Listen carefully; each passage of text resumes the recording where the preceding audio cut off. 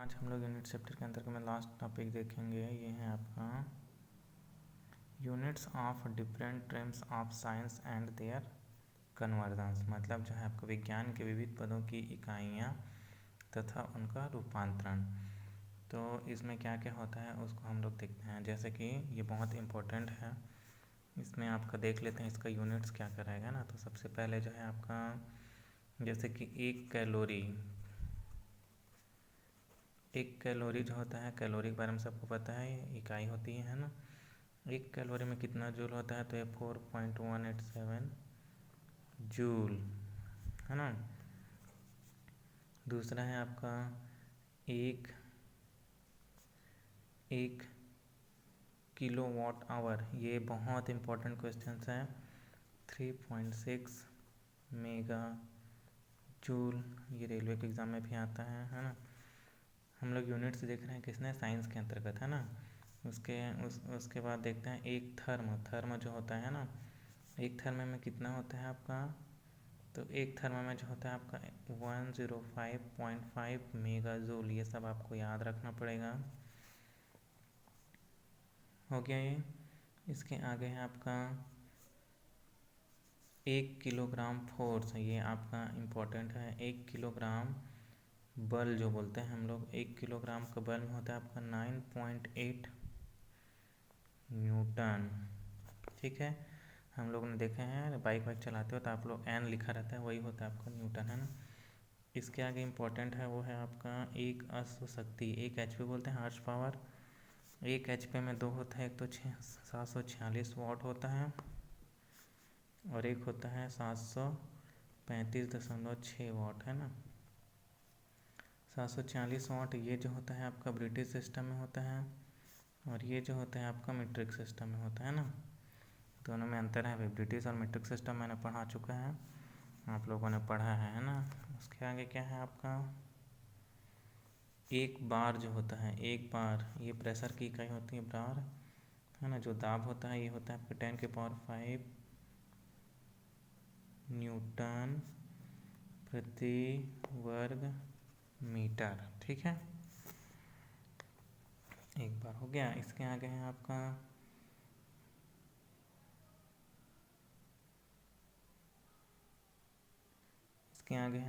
एक मील। एक मील को तो हम लोग जानते ही हैं, एक मील में कितना किलोमीटर होता है, 1.609 किलोमीटर है ना, किलोमीटर। और अगर इसमें हम लोग लिख देते हैं यहाँ पे आवर्स मतलब समय है ना, तो ये हो जाएगा आपका आवर्स। ठीक है, यहाँ तक आप सबको हो गया याद। अब इसके आगे हैं, ये आपका सबसे इम्पोर्टेंट टॉपिक है इसमें, एक एचपी, ये आपका 1 किलोवाट, एक कैलोरी, एक बार 10⁵ न्यूटन वर्ग पर मीटर। अब इसके आगे का जो टॉपिक है वो क्या रहेगा आपका, वो रहेगा आपका, देखते हैं रेडियन देखते हैं। तो एक रेडियन भी इम्पोर्टेंट है। हम लोग को पता है पाई रेडियन जो हम लोग सुनते हैं वो कितना होता है, सब लोग पढ़े हो 10th में, 180 होता है ना, 180 होता है। ठीक है, अब इसके आगे हम लोग देखते हैं measurement of units of measurements के कुछ important topic. Units last topic है आपका, इसके आगे अब ये ख़त्म हो गया, ये यूनिट है ना। यूनिट्स ऑफ मेजरमेंट के कुछ टॉपिक्स देख लेते हैं। इसमें लास्ट जो है जो एग्ज़ाम के दृष्टि से इम्पोर्टेंट है, जैसे कि एक फुट में हम लोग पहले भी पढ़ते हैं 12 इंच होता है। एक फुट में 12 इंच है ना, और 12 इंच मतलब कितना हो गया, ये 30.48 सेंटीमीटर। और अगर इसी मीटर में देखें तो कितना हो जाएगा, 0.3048 मीटर। समझ में आ रहा है आपको कन्वर्ट कैसे किए हैं। देखो यहाँ पे एक फुट में 12 इंच हुआ था ना, तो एक इंच में यहाँ पे लिख लेते हैं। देखो एक इंच में 2.54 सेंटीमीटर। अब इसको और इन दोनों को इंटू करोगे तो 30.48 सेंटीमीटर होता है, और उसको मीटर में करोगे तो ये 0.3048 मीटर। इस तरीके से इसको निकालते हैं है ना। इसके और कुछ इम्पोर्टेंट्स हैं देखते हैं, जैसे कि हम लोग जानते हैं स्टार्टिंग से सबसे छोटी यूनिट जो होता है आपका 1 सेंटीमीटर को बोलते हैं हम 10 mm, है ना। अब यही जो है बढ़ जाता है आपका 1 मीटर में होता है आपका 100 सेंटीमीटर। अब ये निकाल लोगे कन्वर्ट करके 1 मीटर में 100 सेंटीमीटर, अब 1 सेंटीमीटर में 10 mm। अब 10 से इसको गुणा कर दोगे तो ये कितना हो जाएगा, क्योंकि 1 सेंटीमीटर में 10 mm होता है, तो अब में कन्वर्ट करना है तो 100 सेंटीमीटर है तो 100 × 10 करेंगे तो 1000 mm हो गया। इस तरीके से बनाते हैं। उसी प्रकार 1 किलोमीटर में कितना होता है आपका 1000 मीटर। अब इसको और सेंटीमीटर में आप कन्वर्ट कर सकते हो इंटू करके। 1 मीटर में 100 सेंटीमीटर तो 100 से गुणा करोगे, है ना। 100 से गुणा करेंगे सेंटीमीटर बनाने के लिए, और अगर बनाना है तो इसी को 1000 × 1000, क्योंकि 1 मीटर में 1000 होते हैं, ठीक है। इस तरीके से कन्वर्ट करते हैं इसको। आप लोग को समझ में आ गया होगा, है ना। इसमें कुछ इम्पोर्टेंट टॉपिक हैं, और क्या क्या है इम्पोर्टेंट टॉपिक उसको देख लेते हैं।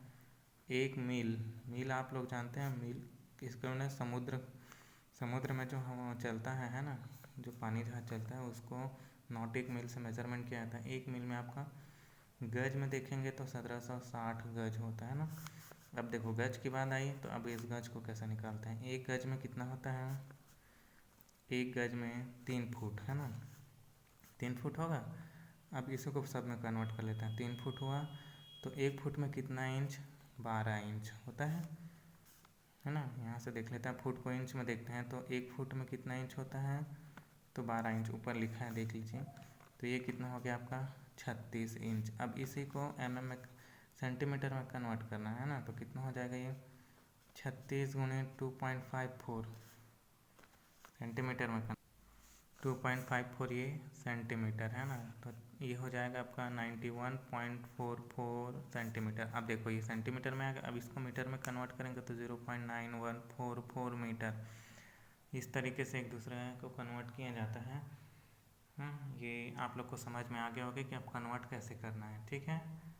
मीटर को सेंटीमीटर में, में, फुट में, इंच में, किलोमीटर में, गज में, ठीक।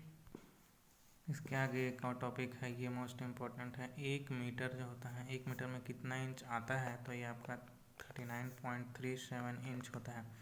आप इसको भी निकाल सकते हो कि कैसे होगा। देखो सबसे पहले में यहाँ पे हम लोगों ने बता चुका है 1 इंच में 2.54 सेंटीमीटर होता है, 5 सेंटीमीटर। तो 1 फुट में 12 इंच का 30.48, मतलब 12 इंच में कितना होता है आपका 30 सेंटीमीटर होता है ना। 1 फुट में 12 इंच, 12 इंच का 30 सेंटीमीटर। तो यहाँ पे हम लोग को क्या करना है, 1 मीटर के लिए निकालना है। 1 मीटर में 100 सेंटीमीटर होता है। 1 मीटर में, चलिए यहाँ पे आके लिख लेते हैं। यहाँ पे जैसे देखते हैं 1 मीटर में आपका 100 सेंटीमीटर, इसको इंच में कन्वर्ट करना है ना। 100 सेंटीमीटर हुआ। अब यहाँ पे हम लोग देखते हैं 1 इंच में, 1 इंच में कितना होगा, 1 इंच में आपका 2.54 सेंटीमीटर। अब हमको इंच में कन्वर्ट करना है तो क्या करेंगे हम लोग, इसको हम लोग 100 डिवाइडेड बाय 2.54, हमको क्या निकालना है, इंच में निकालना है ना। 1 मीटर का इंच में कितना होगा, तो 1 मीटर में 100 सेंटीमीटर होता है, और 1 इंच में 2.54 सेंटीमीटर डिवाइड कर दोगे तो कितना आ जाएगा, ये 39.37 इंच। इस तरीके से इसको निकाल। ये आज का हमारा टॉपिक था कन्वर्ट करने वाला। आप लोग को आ गया होगा पूरी तरीके से कन्वर्ट करना, ठीक है। ये बहुत इम्पॉर्टेंट है एग्ज़ाम की दृष्टि से। वर्कशॉप कैलकुलेशन साइंस, है ना। देखो हम लोगों ने जहाँ तक अभी तक पढ़ा, उसके आगे एक लास्ट जो टॉपिक है और है वो है आपका मेजरमेंट ऑफ वॉल्यूम, है ना। मेजरमेंट ऑफ वॉल्यूम, थोड़ा फास्ट पढ़ेंगे इसको, मतलब आयतन का मापन, है ना। आयतन किसको बोलते हैं, आयतन। तो आयतन के लिए सबसे पहले आप लोग ये जान लीजिए कि होता क्या है। तो आयतन जो होता है आपका, इसको मैं बता देता हूँ, लंबाई गुणित चौड़ाई गुणित ऊंचाई, इसको बोलते हैं आयतन। मतलब मीटर गुणित मीटर गुणित मीटर, या यदि सेंटीमीटर गुणित सेंटीमीटर गुणित सेंटीमीटर। कैसे, लंबाई का यूनिट होता है मीटर, चौड़ाई का मीटर, ऊंचाई का मीटर। तो ये क्या हो गया आपका मीटर क्यूब, सेंटीमीटर क्यूब, है ना, क्यूब। अगर क्यूब लिखा है मतलब ये क्या है आपका वॉल्यूम के अंतर्गत आएगा, ठीक है। मास देखते हैं, क्वांटिटी ऑफ मेजरमेंट देखते हैं, उसके अंतर्गत है ना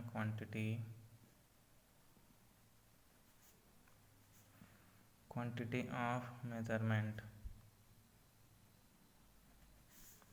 मात्राओं का मापन, हिंदी में बोलेंगे मात्राओं का मापन।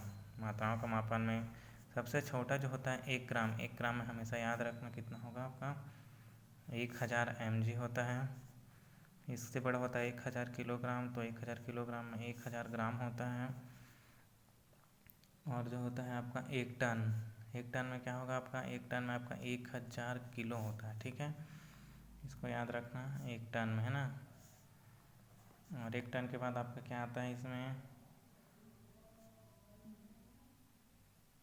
1 पाउंड जो होता है आपका, पाउंड आप लोगों ने भी सुना हो, 1 पाउंड होता है 0.454 kg, आधा किलो, है ना। अब इसके बाद हम लोग एक टॉपिक जो होता है आपका मल्टीपल और सब मल्टीपल, इसको बस और एक बार देख लेते हैं। ये जो होता है आपका मल्टीपल और एक जो होता है आपका सब मल्टीपल। तो मल्टीपल में क्या आता है इसको देखते हैं, चलिए, है ना। मल्टीपल में जो देखते हैं आपका डेका, आप लोगों ने सुना है डेका, डेका सुना है, 10 की पावर 1 को बोलते हैं डेका, है ना। डेका 10 की पावर 1 होता है। हेक्टो, हेक्टो जो होता है 10 की पावर 2। किलो जो होता है आपका 10 की पावर 3। किलो के बाद क्या आता है आपका, किलो के बाद आपका आता है सीधा मेगा, मेगा 10 की पावर 6। और उसके बाद आपका आता है गीगा, गीगा जो होता है आपका 10 की पावर 9, 10 की पावर 9। इसके बाद गीगा के बाद आपका आता है टेरा, टेरा जो होता है आपका 10 की पावर 12, है ना। इसके आगे आपका सब मल्टीपल,